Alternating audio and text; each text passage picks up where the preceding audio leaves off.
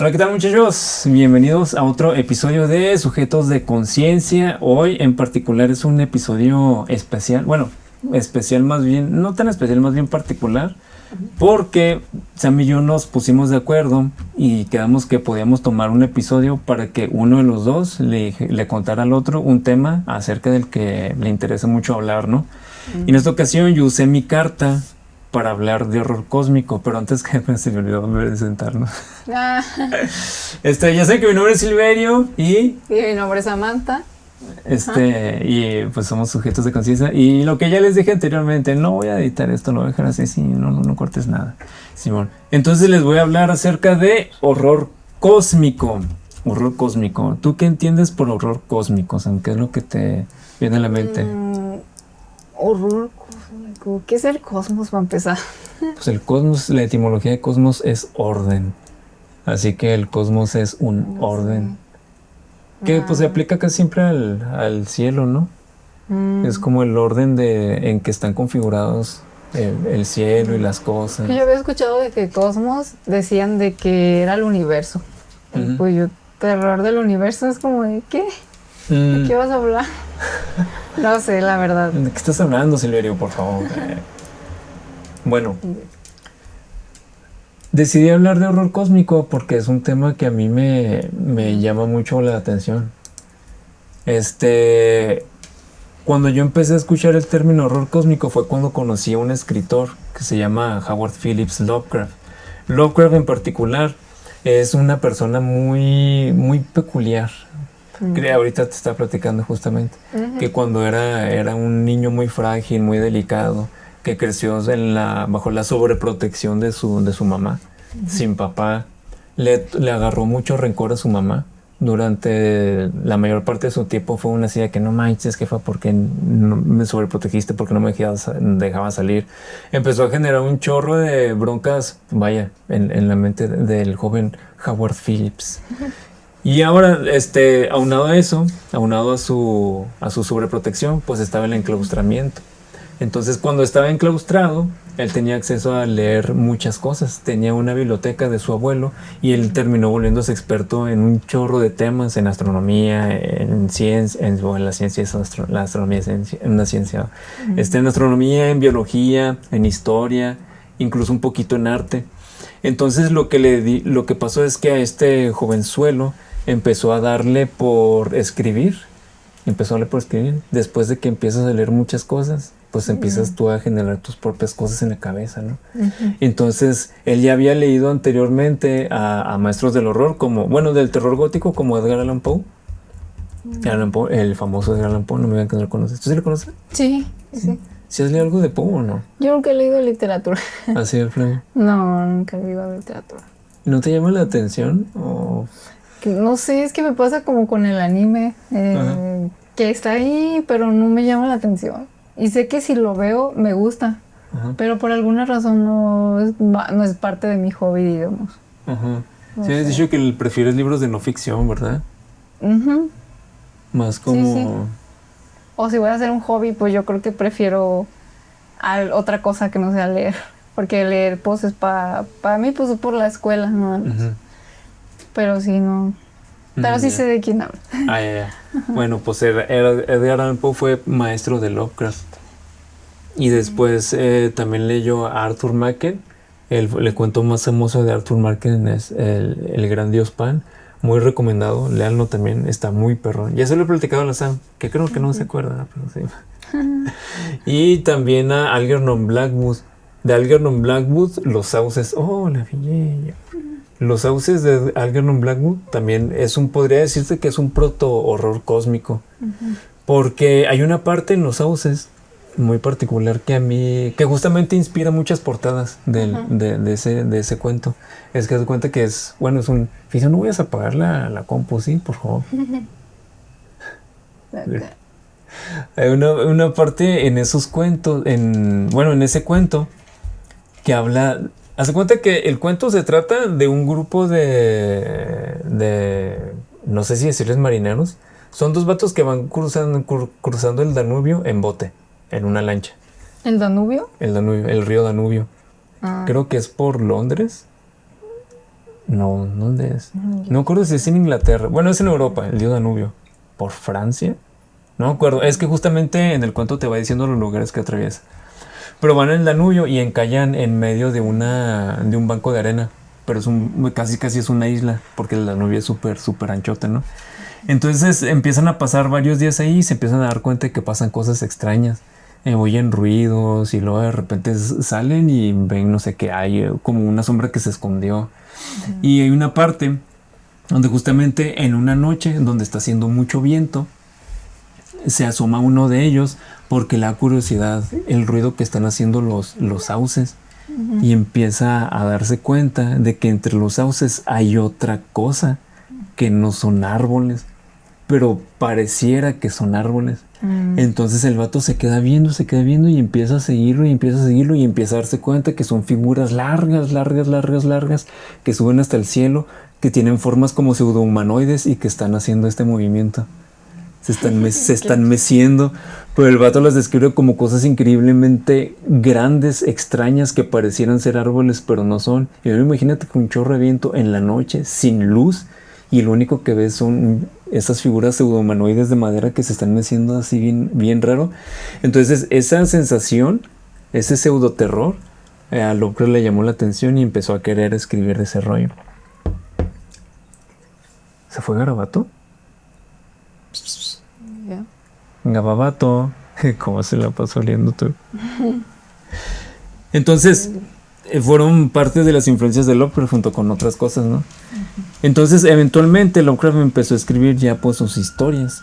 Y las historias que empezó a escribir él eran más acerca de seres de otras dimensiones o dioses cósmicos, dioses de una naturaleza tan increíblemente extraña y, ¿cómo decirlo?, ajena a nosotros, que les somos completamente indiferentes. O sea, por ejemplo, ya es que los dioses, estoy repitiéndote lo que te decía ahorita. Ya bailes, afirmamos. Simón, exacto.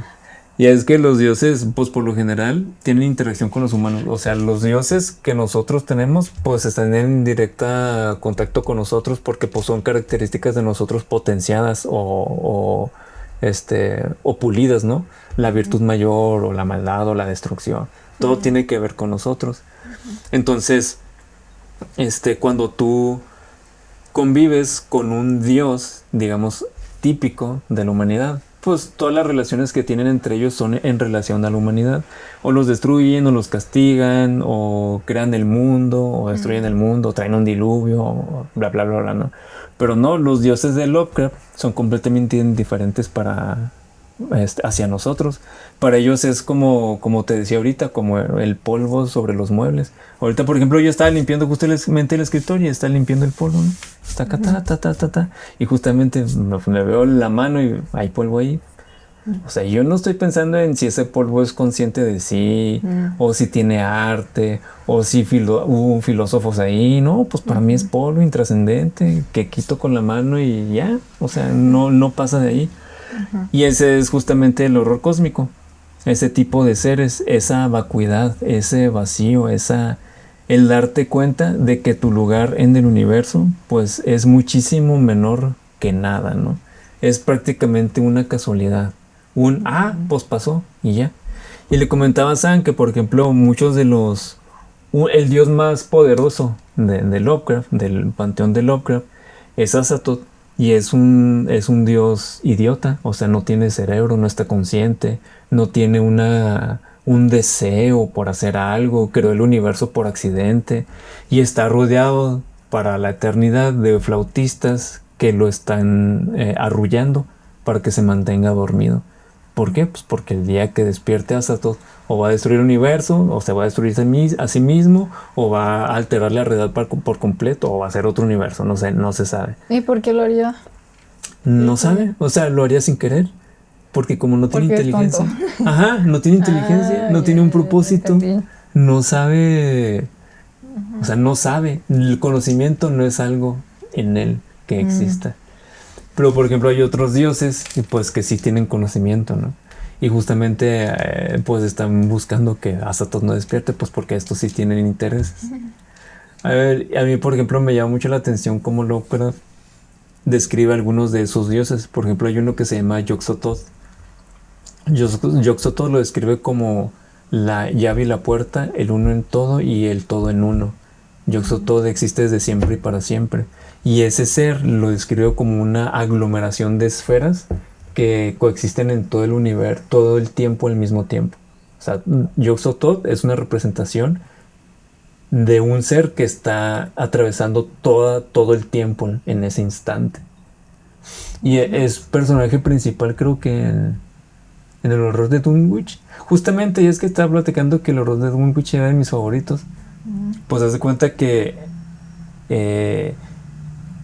ese cuento empieza con una familia que tiene fama de que practican brujería.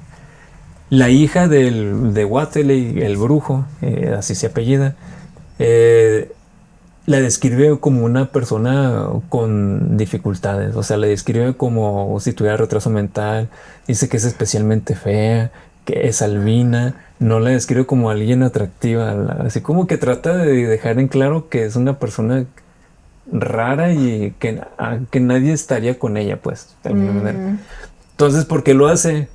Porque queda embarazada y nadie sabe quién es el papá.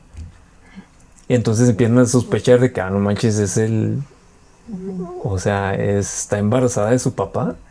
Entonces tiene toda esa y como hay historia de endogamia en Dunwich, muchas personas sufren trastornos y eso por la endogamia que hay.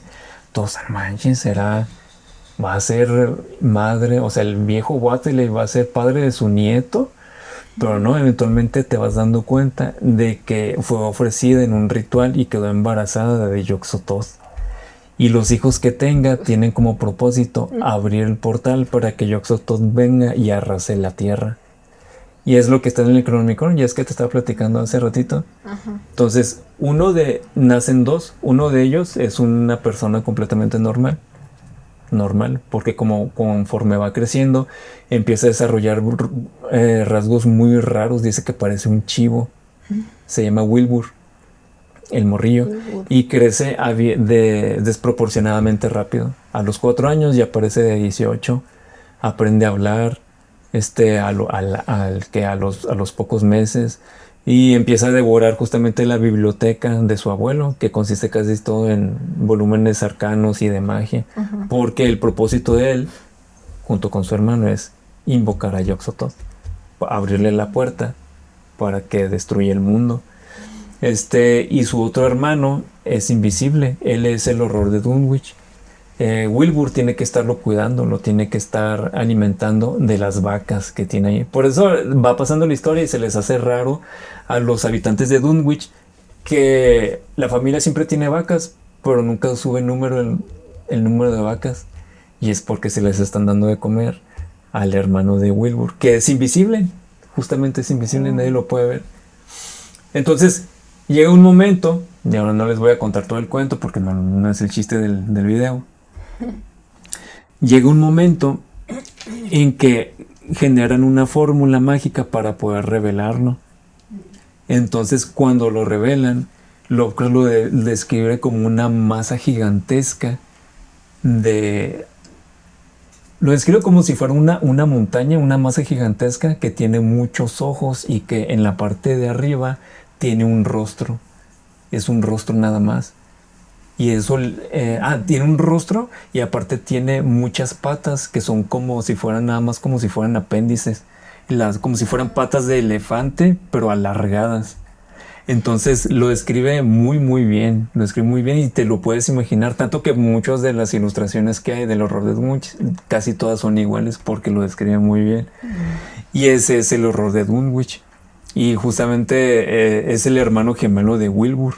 Y en ese momento en que lo develan, él ya se dirige a abrir la puerta para que Yog-Sothoth pueda pasar, pero pues le pasan cosas ahí y logran detenerlo, ¿no? Entonces toda esa idea de lo extraño, de lo raro, de lo anormal, de lo externo, es parte mucho del horror cósmico, esa desolación que te da de enterarte de lo que te decía ahorita, de lo que no sabes que no sabes. Que no sabes. Ajá, porque no estaba ni siquiera consciente de que existía eso y ahora lo tienes enfrente. ¿Cómo afrontas algo de lo que ni siquiera tenías la posibilidad de imaginar? Eso es mucho del horror cósmico. Entonces es lo que me llama mucho la atención de eso. No entiendo por qué me gusta, ¿verdad? Pero me gusta. O sea, porque el horror y el terror en sí tienen esa característica de que pues los usas para asustarte, ¿no? O sea, el chiste es asustarte. Entonces, yo no sabría, creo que una vez he escuchado que lo padre de asustarte con un libro o una película es que sabes que pues va a pasar, o sea, sabes que no es verdad. Te asustas, ay no manches, qué miedo, pero sabes que al final pues es una historia y se termina. El libro se cierra o la película se acaba, ¿no? Y como caso contrario, una experiencia real que es como que no manches, esto no se va a acabar nunca o no sé cómo puede salir. Pasarme. Ajá, exacto. Y también es padre, lo padre del horror cósmico es eso, que es una irrupción en la cotidiano. Estás tú normal en tu vida, grabando podcast, ¿no? ¿Qué vas a hacer? Eso. Bien, ay, qué hermoso. Haciendo tus cosas y de pronto, no manches, se abre el cielo. O sea, imagínate, una de las cosas que a mí me gustaron mucho como un término que no ocurre exactamente en dónde lo usa Lovecraft, que es las terribles estrellas. Y era como, se me hizo súper evocativo, porque por ejemplo en la noche, cuando el cielo está claro y sales a ver al cielo, ves las estrellas y basta un momentito para que te des cuenta de que lo único que te separa entre el infinito y tus ojos es aire. Lo único que hay entre el infinito, la negrura, los que sea que puede estar escondido en las entrañas del universo, lo único que hay entre eso y tus ojos es aire, la atmósfera. O sea, no hay forma de que eso no te cause como un repelús que dices, oh, no, y justamente como voltear y ver todo eso, como que de repente quieres voltear para abajo. Y me gustó mucho cuando leí esa frase, ese término de Lovecraft, no recuerdo exactamente cuál es el contexto donde lo escuché, donde lo leí, que dice las terribles estrellas. Y dije, sí, pues es que sí son terribles. Porque Lovecraft no se refería precisamente a las estrellas en sí, sino a todo lo que hay entre las estrellas. Pero que no hay una cantidad de espacio así, que pueda haber algo más que aire.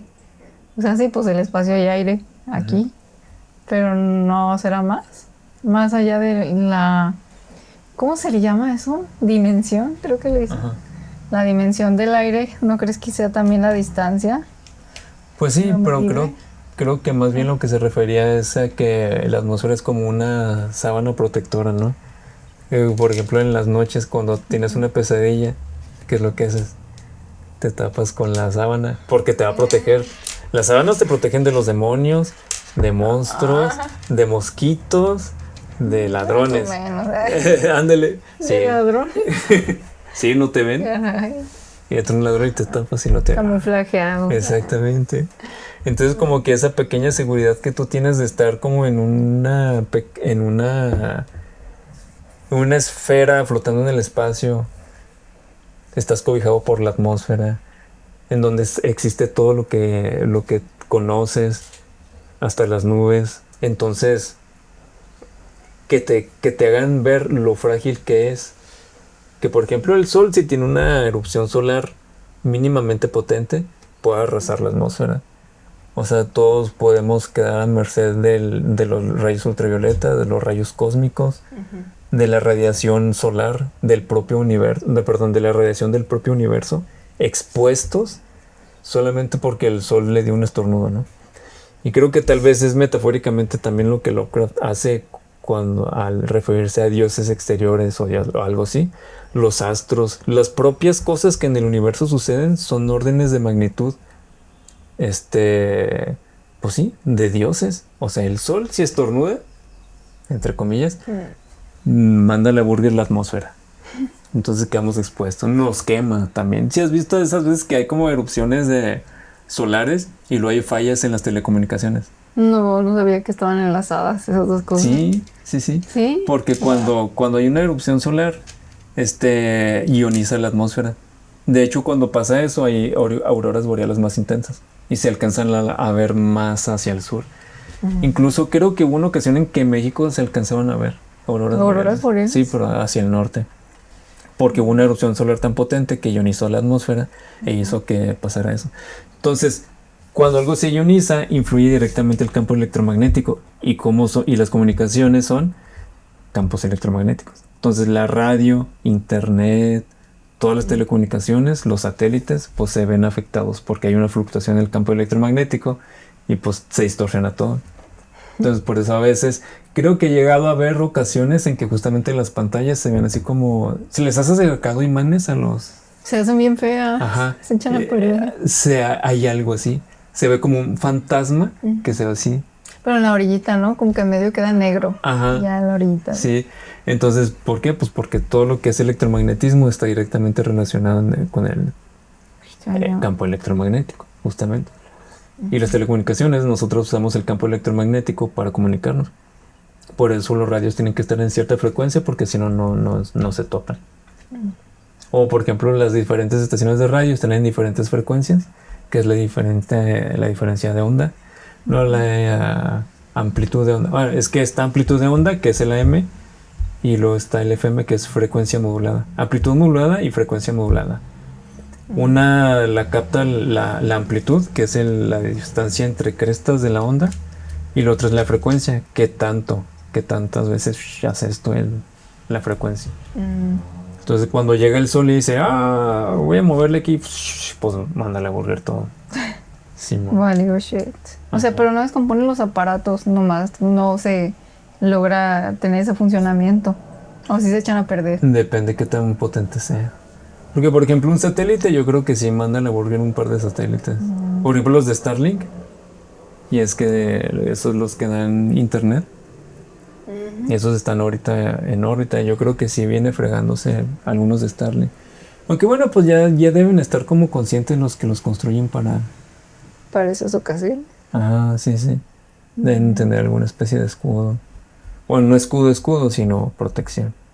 Sí, ¿algún elemento o que no pudiera alterar sus... Ajá. Sí, porque por lo general creo que el plomo es muy útil contra radiación. Entonces, por ejemplo, podría tener como una carcasa de plomo o tal vez oro o algo así por el estilo. Algún metal que esté muy denso para que no lo atraviese la radiación. Okay, sí. Ajá, y el plomo pues es muy denso.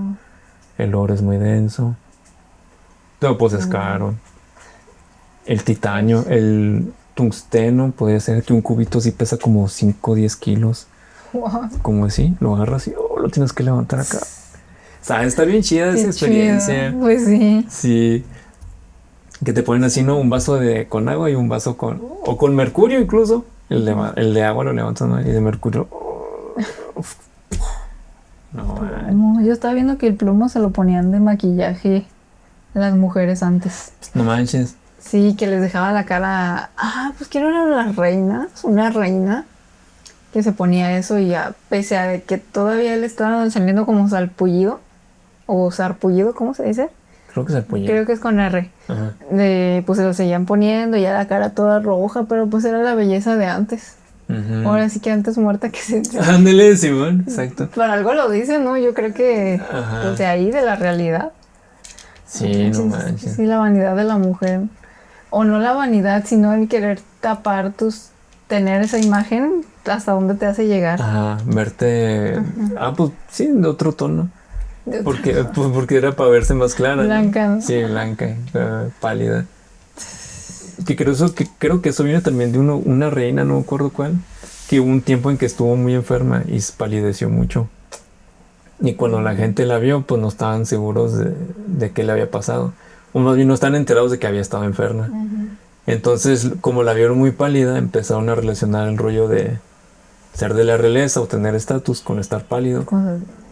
Y de ahí en adelante, pues todos querían hacerlo. Exacto. Y por eso nació el maquillaje, para palidecerte, ponerte aquí tus chapetitas, ¿no? Para que vean que sí tienes sangre. Yo hace rato. El pelo rosa. Como que tiene sangre en el pelo. ¿Qué dirían de alguien con pelo rosa en el pasado? Imagínate. ¿Te imaginas? Me mandan en la cápsula que usó Calamardo. Me mandan al pasado. Me ejecutan.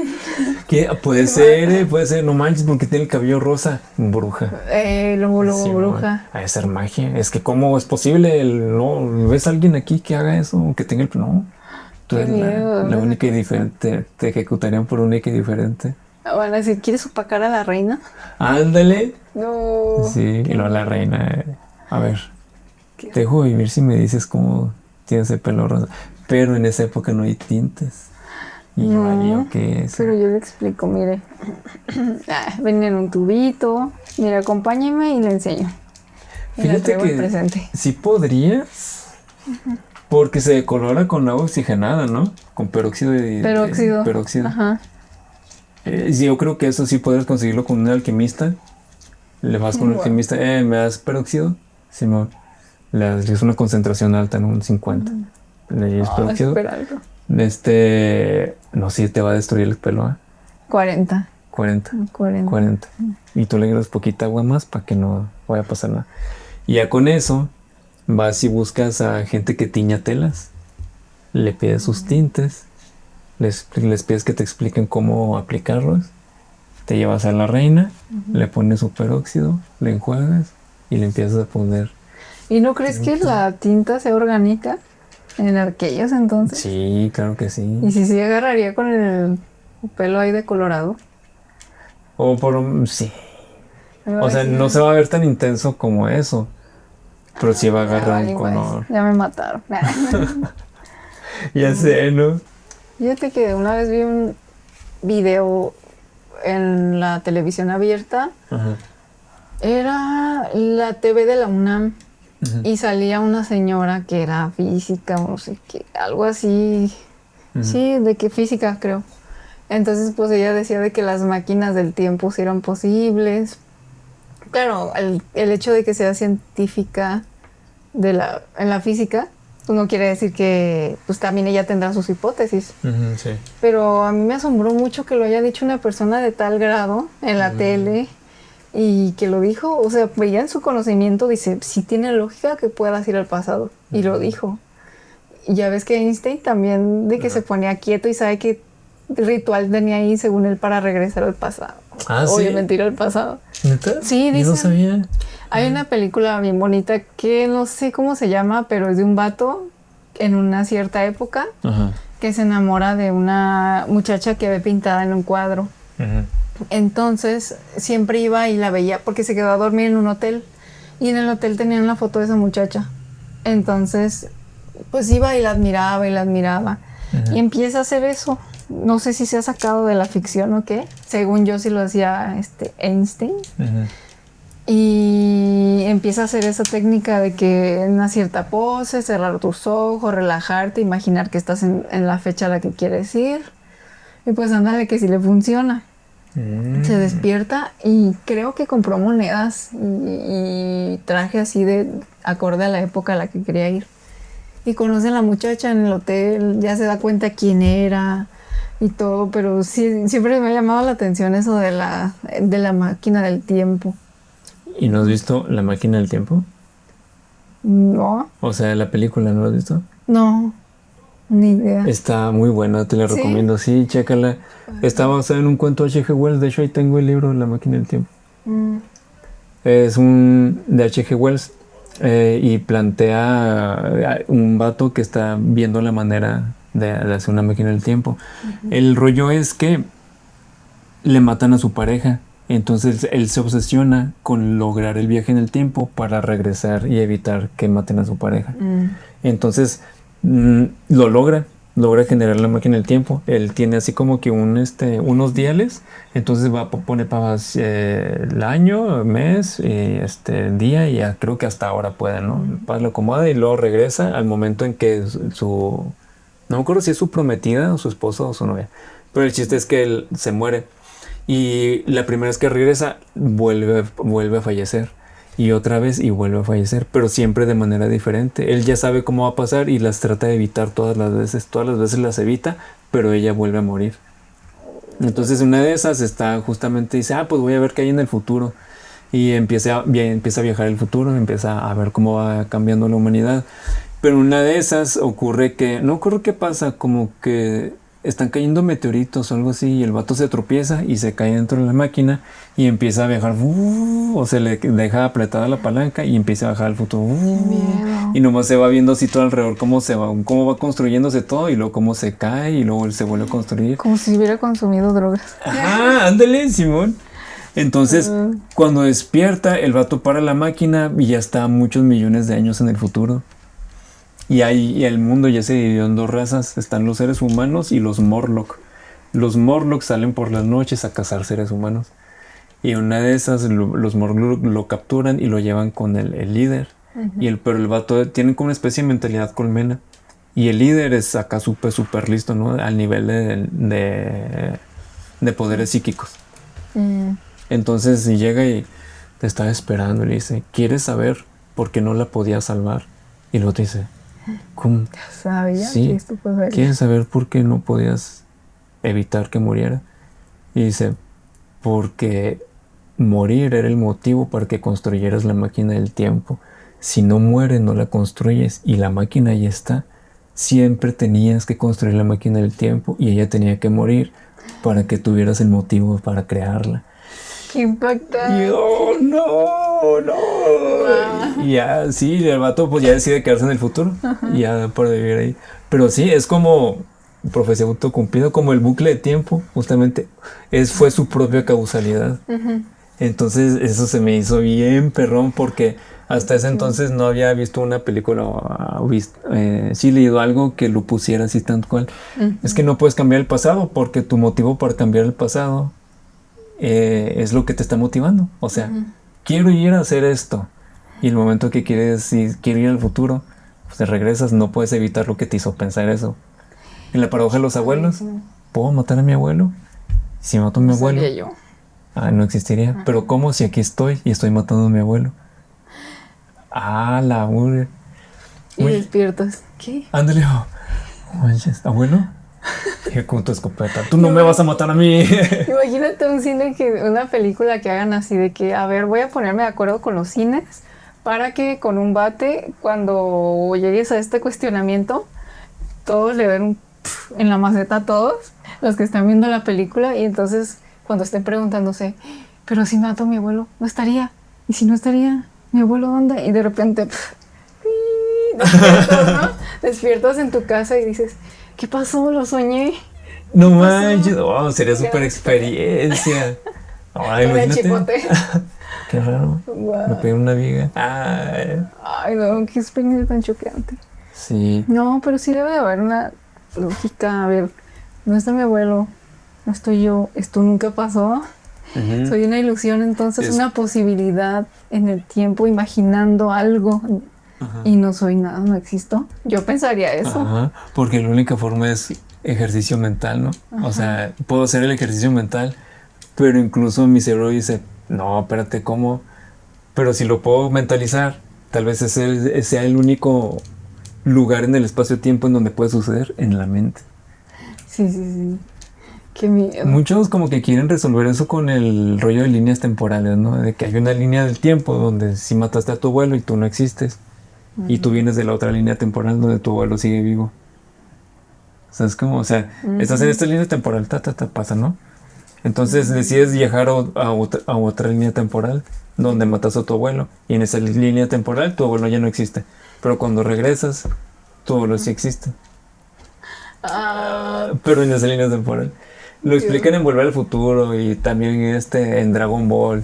¿Y dónde más está ese rollo? Big Bang Theory también se la pasan haciendo ese tipo de... ¿Pero si has visto Big Bang Theory? No, de ponerme a verla, no. No, de plano. Es que de repente sacan cosas así que sí, no, sí tiene sentido, claro. ¿Qué haces? Caminando en esa bolsa. Ay, fíjate yo. Pero sí, Máquina del Tiempo recomendada, Sam. Chécala. Es más, voy a buscar el trailer y te lo mando. Para ver si te llaman. ¿Y en qué termina? Spoiler. ¿Sí te cuento? Sí. Pues eso se queda en el futuro. Se queda en el futuro. Sí, o sea, el vato conoce a otra persona. Ajá. Fíjate. Infiel. Ah, Con otra persona y decide quedarse en el futuro y pues ya vivir su vida ahí. y se veían igual, humanoides todavía. Sí, lo que pasa es que llega un momento en que la humanidad como que involuciona. Entonces ya no son, ya no hay tecnología, no hay rascacielos, o sea, viven como si fueran cavernícolas prácticamente, pero en los árboles, porque en la tierra están los Morlock. También eso es una... ¿Qué no ponían antes? ¿Dónde rayos vi? Es que yo les debo las fuentes, pero sí recuerdo que ponían dibujos de gente en el cielo jugando raquetas y así, que porque era el nuevo futuro, vivir arriba así, no en la tierra. Ajá. Y ahorita me acordé de eso, pero debería de saber la fuente. Ahora te vas a acordar en la noche, vas a estar en camino. Teorías. Ah, la fuente, bueno, ya no. Bueno, también muchas caricaturas. Los supersónicos no vivían casi que ahí Sí, arriba. en efecto. Astro Boy también se fue un par arriba. Astro Boy nunca lo vi. ¿Nunca has fíjate. visto? No. Tenían el basurero aquí abajo. ¿Has visto Alita Battle Angel? No. ¿No? Oh, rayas. Odisseus. No. Oh, Chappie. No. Distrito 9. ¿Qué me habla, Silverius? Es que son de sci-fi, a lo mejor por eso no las vi. Ah, pero por ejemplo Interstellar. ¿Sí la has visto? Entonces, Sí. el concepto de salir al cielo, pues el espacio, en un mundo que creaste, que es una nave espacial, donde todo es pues como en la Tierra, pues puede ser un poquito eso. Porque de hecho, no sé si te acuerdas que hay una escena donde ya vato Cooper llega a la estación, lo que es ahora la Tierra, y están jugando fútbol. Y le da un vato, le da un balonazo y luego Cooper lo sigue y es cuando se da cuenta que está en un cilindro gigante y todo está adherido a las paredes. Con Sí. la gravedad es fuerza centrífuga, o sea, está girando a una velocidad que la fuerza centrífuga equipara a la gravedad. Entonces por eso todo se mantiene en las paredes. Siempre se me ha hecho impresionante como cuando vas en un coche, que tú viajas a la velocidad del coche. Ajá. No estás quieto, estás moviéndote a 50, 90, 170 kilómetros por hora. Ajá. ¡Qué padre! Pero en tu contexto todo está quieto, ¿no? En tu contexto los demás se mueven y eres tú el que se está moviendo. No sé, yo soy ese experimento de que agarras algo y lo avientas y en ese momento se está moviendo igual. O por ejemplo, me viene mucho a la mente si hay moscas adentro del carro. Vas en el carro y hay moscas y dices, ¿cómo esta mosca está yendo a 70 kilómetros por hora? Y todavía se está moviendo. Y a la vez, ajá. Porque todo lo que está dentro, incluido el aire, está moviéndose a 70 kilómetros por hora. Entonces, localmente, la mosca no se está moviendo a 70, se está moviendo en un espacio quieto. Ahora que, por ejemplo, si rompes el parabrisas y ya entra el aire que se está moviendo a otra velocidad, pues ya sale la mosca a la borda, ¿no? Pero sí está bien hechito, sé que no, esta mosca va en friega. Oh, qué raro. La física sí de verdad que está cañón. Es que no haces lógica, pero yo creo que, pues que está difícil, ¿eh? Dicen que es una forma de ver la vida, de entenderla, no en un sentido filosófico, o sea, sino de que tú probablemente pensarías con una cierta lógica, pero a lo mejor si supiéramos entender eso, pues sería como de por qué vas a pensar que la mosca, no sé, que la mosca se mueve dentro de la velocidad a la que va. No tengo idea. Yo tampoco. Pero fíjate, justamente el no tener la capacidad de explicar algo es un tope para lo que eres capaz de concebir. Y justamente regresando al horror cósmico, cómo tú puedes dimensionar algo de lo que no tienes posibilidad ni siquiera de imaginar. O sea, nosotros somos moscas moviéndonos en los eventos. Sí, pues sí, en el carro de los aconteceres del universo. Estamos moviéndonos. O sea, las cosas en el universo están sucediendo constantemente. Cosas que se te hacen imposibles de suceder, suceden todos los días.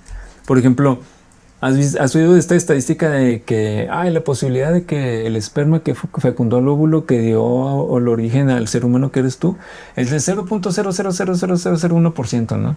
Es como que no manches, si se oye imposible, pero al menos en este momento ha sucedido 8,000 millones de veces la cantidad de seres humanos que habitamos aquí. Entonces esa coincidencia, a pesar de que es increíblemente reducida, ha ocurrido muchísimas veces, sin contar toda la cantidad de veces que ha ocurrido en la historia de la humanidad. Entonces uno cree que las cosas que pueden ocurrir son muy difíciles de que vayan a pasar, y si pasan es por algo, ¿no? Y es el destino, ¿no? Pues esto pasó por algo, pues pasó por casualidad. Y mi mayor explicación para que las cosas pasen es porque sí. ¿Por qué pasó? Porque sí, o sea... Pero es que también si lo ves en retrospectiva, el pastel está ahí. Y si tú dices una rebanadita, que es ese esperma, qué raro comparar un pastel con eso. Sí, de 3 leches. Guácala. Bueno, y con perlitas, ¿no? De chocolate. Bueno, una gigante. No, un Ferrero gigante en el centro. No manches. Iba a decir que rico, pero no sé cómo se vaya a tomar. Bueno, nuestro pastel de Ferrero... si tú lo piensas de que si fueras el esperma y te imaginas así de, tengo ¿cuánto dijiste? ¿0 punto qué? No sé la cantidad exacta, pero sí son milésimas de, o sea, 0.001, ponle por sí. Pues si tú dices, es mi oportunidad, bueno, ahí sí está cañón, pero es que ya es en base a lo que pasó, porque si es en base a la esperanza, pues no está cañón, ahí sí vas a perder. Pero este fue el que llegó, y es lo que pasó. Entonces, pues, lo demás ya, como que ya no importa. Porque eres ese pedacito, no sé cómo decirlo. Al fin y al cabo es un pedazo pequeño, pero es lo que pasó. Entonces no es que fuera afortunado, es que simplemente pasó. Y ya. Si te digo, si lo viéramos como una carrera, pues obviamente sí sería de que increíble que haya llegado él con ese porcentaje de probabilidad, pero no fue una apuesta. Suena increíble porque ya lo estás viendo así. Y porque tenemos una visión microscópica, o sea, en el gran orden de las cosas, muchas cosas muy poco probables pasan muy a menudo. Ahora imagínate, a través de la historia del universo, es tanto tiempo que todo lo susceptible de ocurrir, ocurre. Sí o sí, ¿cómo es la frase? Todo lo susceptible de ocurrir, ocurrirá. Sí o sí, porque en un tiempo infinito, virtualmente infinito, todas las posibilidades caben. Entonces algo de lo que puede ocurrir, va a ocurrir. Y más si están dadas las condiciones. Por ejemplo, un corredor que tenía poca posibilidad, pues para empezar ya está corriendo, ya es corredor, ya hay una pista, ya hay a quienes ganarle. Ya todo eso ya está dado, como dices. Entonces, pues ya nomás es que en ese momento los demás hayan estado enfermos, o él trajera mucha motivación, o algo pasara, o justamente desarrollar un potencial ahí que no sabía que tenía oculto, ¿no? Wow. Hay ¿sí conoces Matrix, no? Sí. ¿Sí conoces Animatrix? No. Pues Animatrix son varios cortitos animados que tienen la misma temática de Matrix, gente atrapada en la Matrix. Entonces hay un corto de un corredor, justamente, que el vato está buscando a ver si puede romper su récord. Pero el vato se esfuerza tanto, llega a concentrarse tanto, que a base de voluntad sale de Matrix.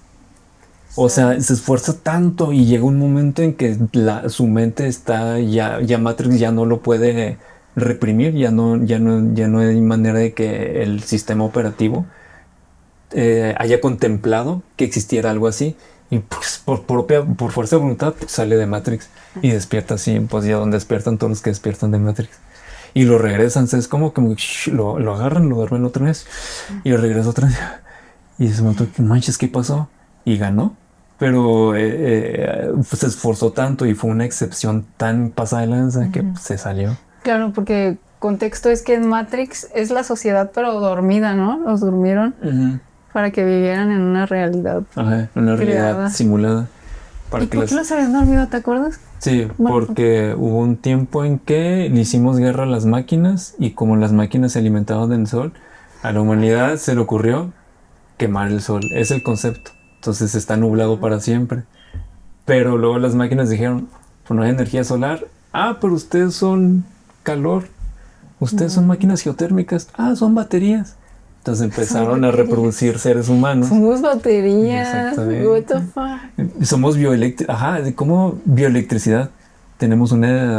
Somos bioeléctricos nosotros. ¿Hay algo que no sea bioeléctrico? Todo, ¿no? Todo lo de vida. Pues creo que las plantas también no son bioeléctricas. ¿No? Pues obtienen la energía por fotosíntesis. Es que bioelectricidad, ¿qué le podemos llamar? Movimiento de electrones y pues todo tiene electrones. Sí, prácticamente todo es. Bioeléctrico creo que se refiere al rollo de producir electricidad y que al mismo tiempo esté vivo. Porque pues todas las cámaras, el celular es electrónico, pero no está vivo. No produce electricidad a base de materia viva. Y nosotros sí.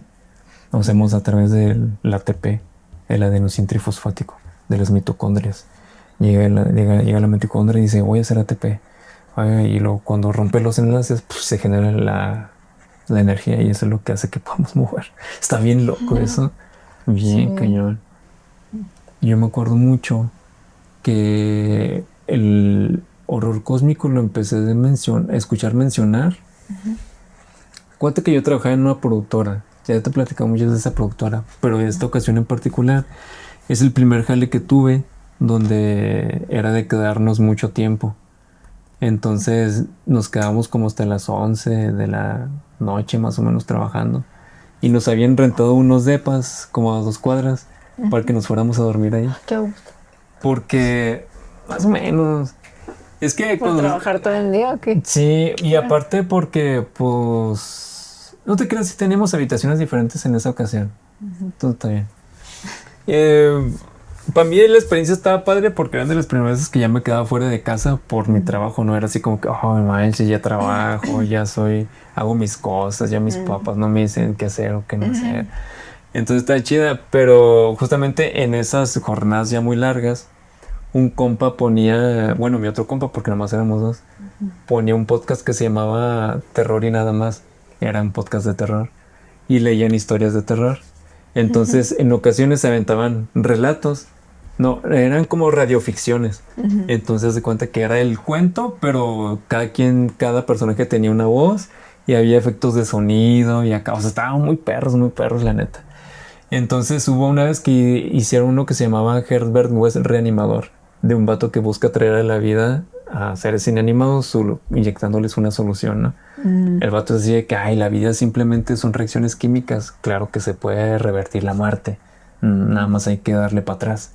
Entonces el vato empieza a hacer un chorro de experimentos primero con animales, ¿no? Se gana el odio de toda la facultad de medicina porque mata un chorro de conejos y chimpancés. Nada más como que los mata para ver si los puede revivir. Entonces es como que un despropósito total, ¿no? Pero él dice, no, es que cuando yo lo logre esto va a ser un gran descubrimiento, voy a acabar con la muerte, ¿no? Pero eventualmente empieza como a buscar la manera de hacerlo con humanos y empiezan a robarse cadáveres, él y otro vato primero de la facultad de medicina. Entran y, este está bueno, y se lo llevan y hacen sus experimentos y no jala.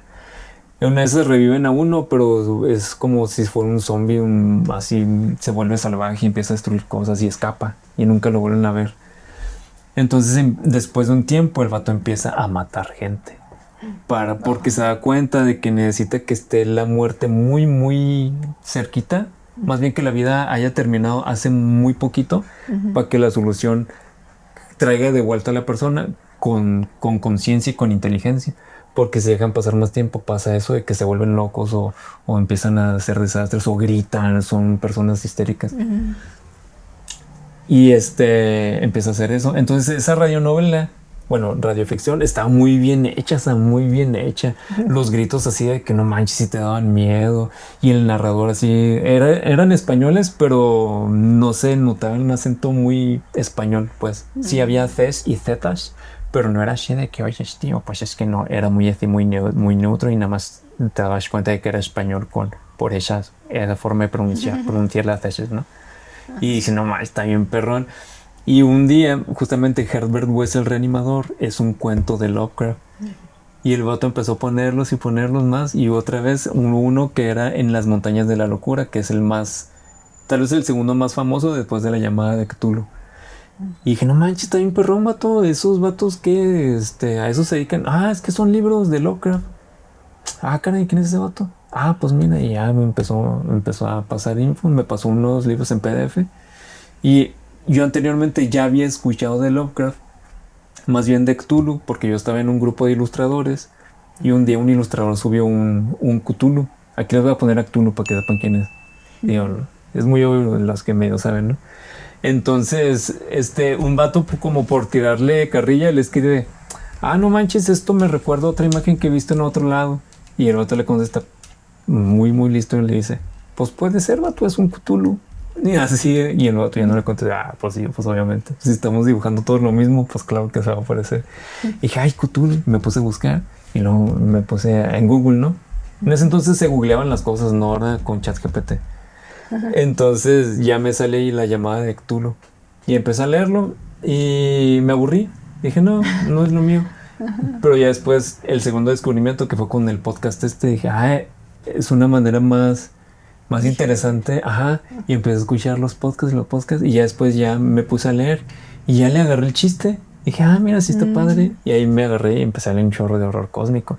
Y de hecho, justamente La llamada de Cthulhu empieza con lo que yo creo que es la definición más magistral de lo que es horror cósmico. Y yo creo que Lovecraft no se dio cuenta de que terminó definiendo ahí el género, porque el cuento empieza: no hay en el mundo fortuna mayor, creo, que la imposibilidad de la mente humana de relacionar todo lo que hay en ella. O sea, lo que no sabes, ¿no?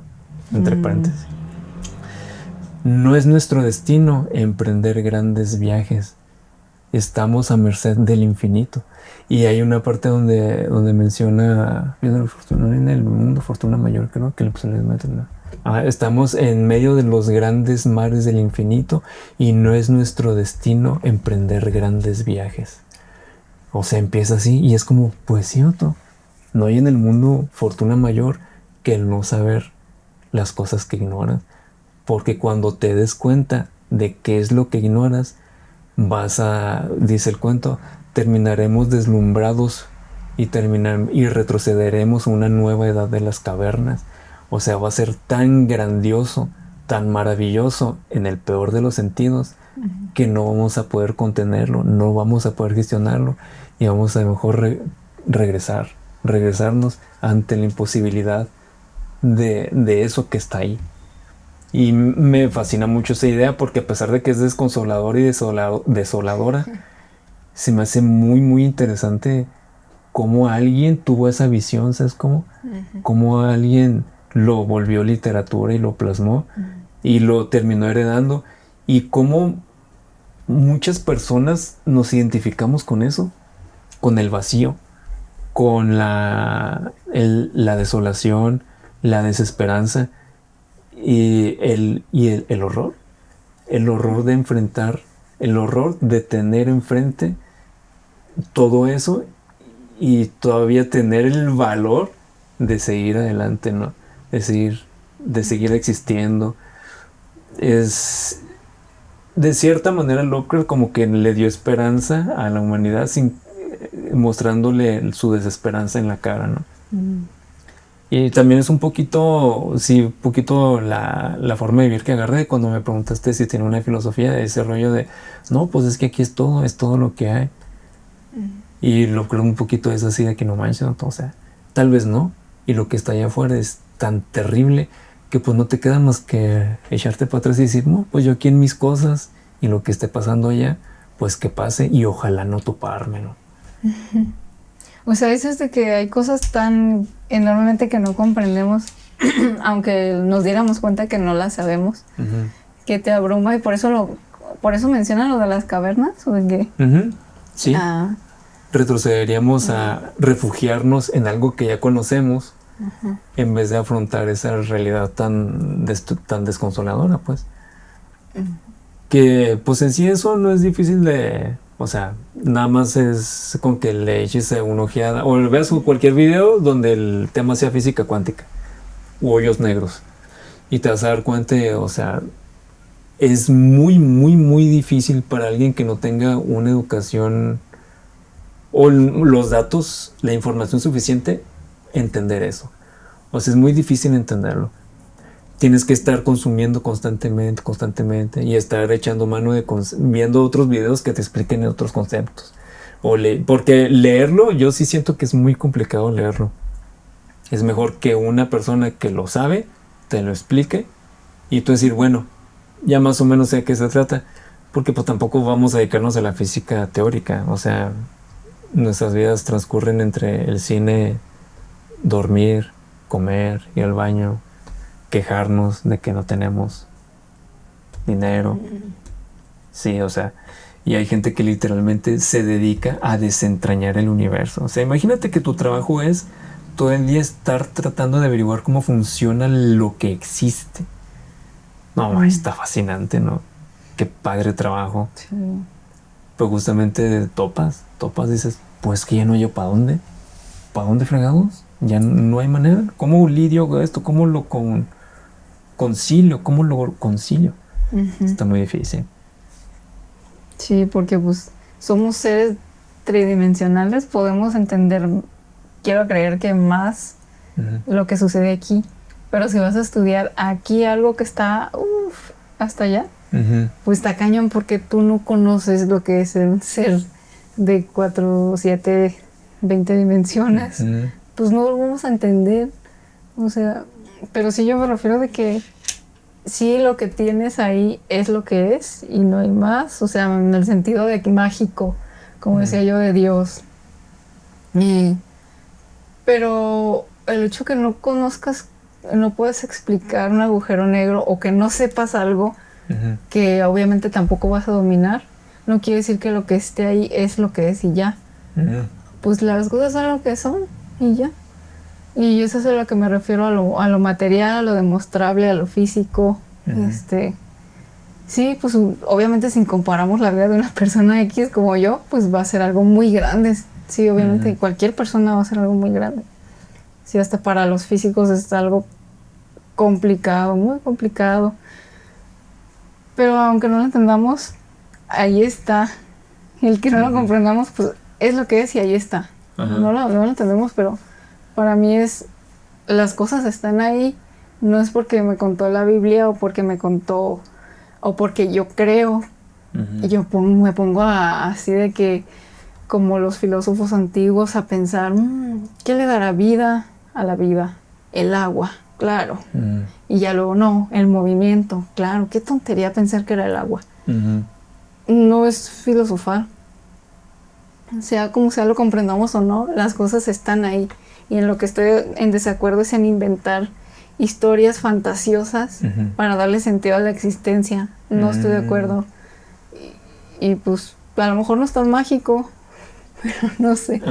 Pero a eso me refiero cuando digo, pues lo que tengo enfrente, pues sí, es eso, lo que hay. Y para mí, para mi pequeño, como dices, mundo, pero no quiere decir que, aunque tu tamaño, desde una hormiga, un elefante, un humano, o un alien de los grises, pues igual va a ser limitado, pero creo que el principio es el mismo. Las cosas son lo que son, están ahí, tienen su explicación, la podemos entender o no, sepamos que lo ignoramos o no sepamos que lo ignoramos.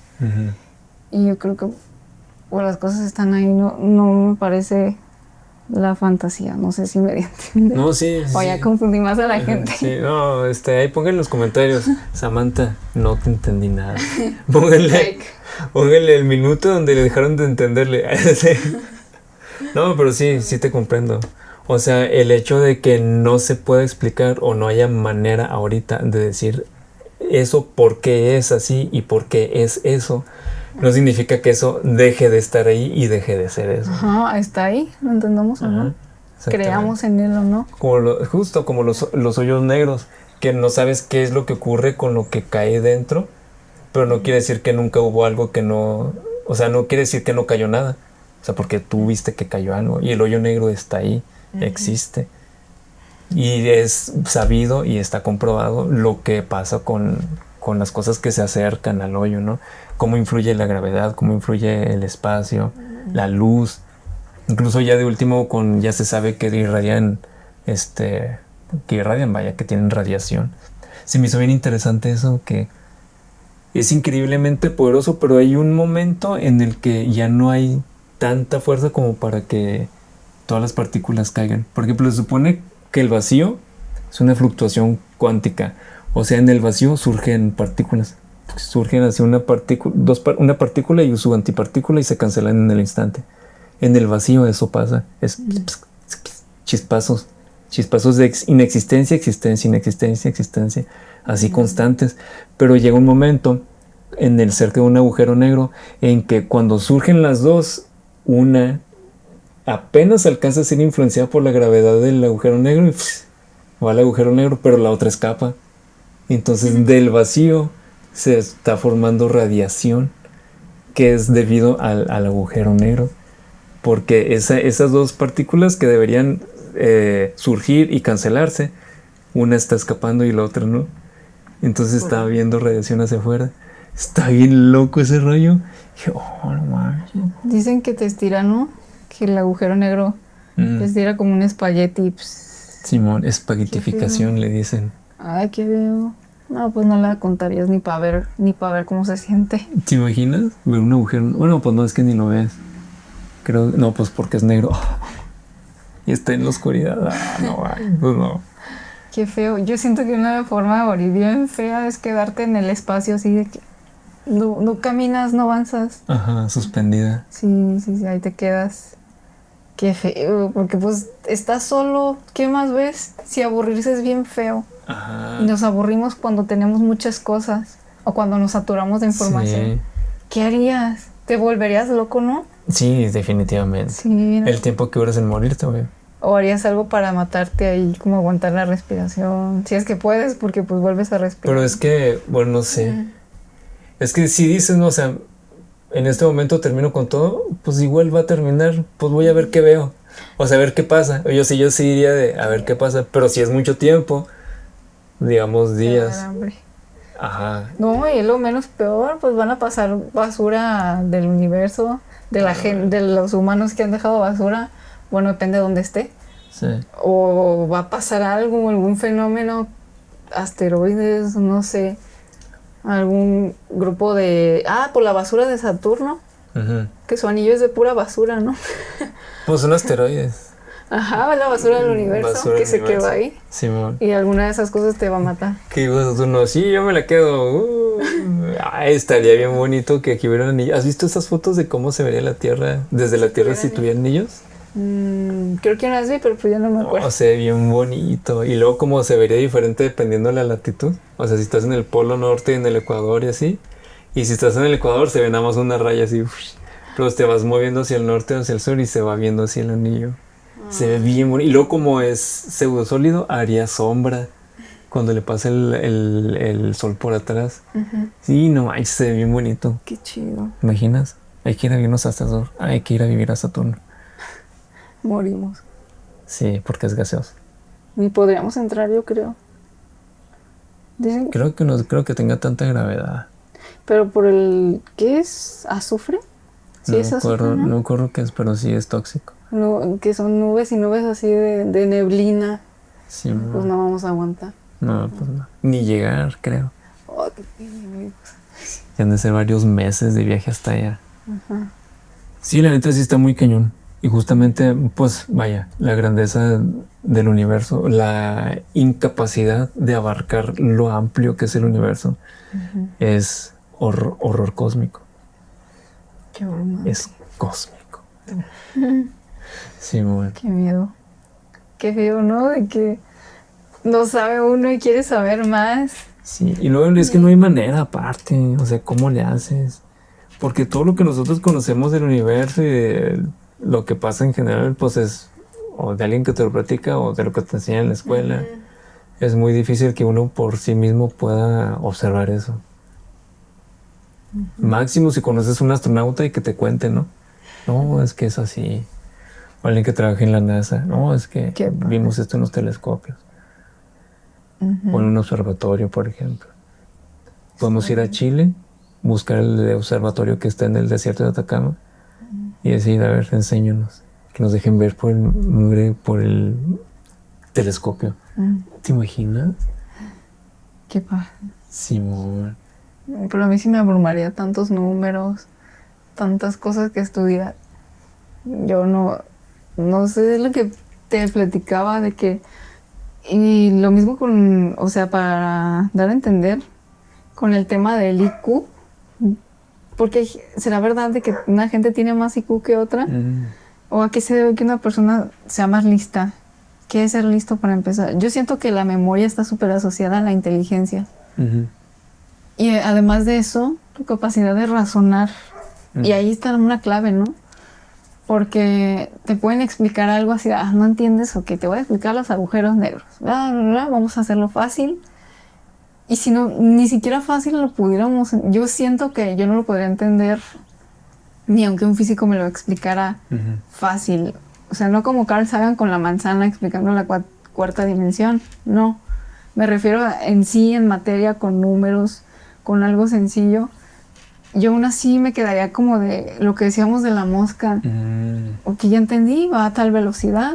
La mosca... O sea, no sé, siento que en cuanto a lógica, agarrarle como el hilo a entender me costaría. A pesar de que entienda los conceptos y eso. Y a pesar de que tenga la memoria, de que yo tuviera una memoria bien machín, eso no justificaría la inteligencia del todo. Sí. Pues no lo justificaría. Sí, porque hay gente que conoce, hay gente que sabe muchas cosas, pero nomás no sabe qué hacer con esas cosas, ¿no? Y hay gente que es muy inteligente, pero no sabe tantas cosas. Y con lo poco que sabe, hace mucho. Y la gente que sabe muchas cosas, pero no es muy lista, pues nada más es un cajón de datos curiosos. Y muchas veces no encuentran relación entre ellos. Pura copia. Ahora imagínate la gente que sabe muchas cosas y que aparte es muy lista. No manches. O sea, esas personas, justo por eso... terminan siendo muy creativas o terminan siendo científicos porque encuentran maneras de solucionar problemas porque ven las cosas con todas las experiencias que han tenido y los conocimientos que tienen, encuentran la forma de, oye, pues que esto más bien hay que ponerlo al revés y luego esto, girarlo para acá y ya nos agarramos este problema y resolvemos otro. ¿Sabes cómo? O sea, sí, porque yo sé que si este material hace esta cosa, entonces puse este material para que solucione este problema, pero si le pongo esto adentro que es de otro material, o sea, ¿eso cómo? Entonces es todo este conocimiento que sabes, ya lo estás aplicando. Pero si no fueras muy listo, no sabrías cómo aplicarlo, nada más dirías, sí, pues H2O, agua. No me lo grabé, así me contaron. El agua es H2O, pero si no sabes qué son esas letras, pues ¿qué? No sabes explicarlo. Exacto. Es muy difícil. Sí. Pero bueno, muchachos, ya nos estamos quedando sin tiempo. Entonces creo que llegó la hora de dejar hasta aquí este episodio. Muchas gracias, Sam, por haberme dado la oportunidad de usar mi cartita de infodompear a Sam. Sí, bueno. Y ustedes, los fans de Lovecraft también atásquense en los comentarios, pongan cosas ahí, corrijan, porque obviamente yo todo esto que dije fue de memoria y me quedé con muchas cosas que decir, obviamente, porque pues son cosas que son prácticamente infinitas. Comenten un pulpo en los comentarios si llegaron hasta aquí. Y pues creo que es todo por este episodio de Sujetos de Conciencia. ¿Algo que quieras agregar, Sam? No. Lean para que no estén como yo, así de ¿qué me está hablando? La estaba así, empezó a hablar. Bueno, lo voy a dejar. Bueno, mira, lo suyo, si son como de mi team, de que pues no les llama la atención el anime ni la literatura. Bueno, es que obviamente no es criticar a la literatura, no sé, yo no soy nadie para criticar algo tan genial. Simplemente no no me llama la atención. Y eso no quiere decir que lo rechace y lo disminuya. No, yo sé que yo no soy nadie al lado de la literatura, pero si son así, pues quizás es porque nos gustan las otras cosas. Sí, exacto. Sí, no sé, y pues si les gusta algo más, pues compartan, comenten, que no sean los de siempre. O sea, los de siempre sí pongan algo ahí. Ajá, aparte. Pero los otros también. Porque dice que son 100 views en algunos videos. Y no creo que no haya. Sí. Ha de haber alguien entre ustedes que no comenta. Suscríbanse también. Como que 100 views y 29 suscriptores a este momento de estar grabando. Pues eso, muchachos, muchachas. Gracias por haber estado en este episodio. Les agradecemos profundamente. Y nos vemos en el siguiente, que sería el número 6. Este es el 5. Estamos viejitos, poco a poco más viejitos. Ya casi le pegamos a los 2 meses. Al rato 6, al rato el año. Sí. Y en el año nos van a tener que decir qué vamos a hacer. Sí, es cierto, sería bueno. Cuando se acerque el año vamos a abrir convocatoria de ¿qué quieres para episodio especial? Esperamos ya tener cámara nueva, obviamente, y micrófonos. Vamos a... No prometemos. Sí, vamos a ver qué podemos conseguir primero, el micrófono o la cámara. ¿Sale? Nos vemos, muchachos. Cuídense mucho. Bye bye.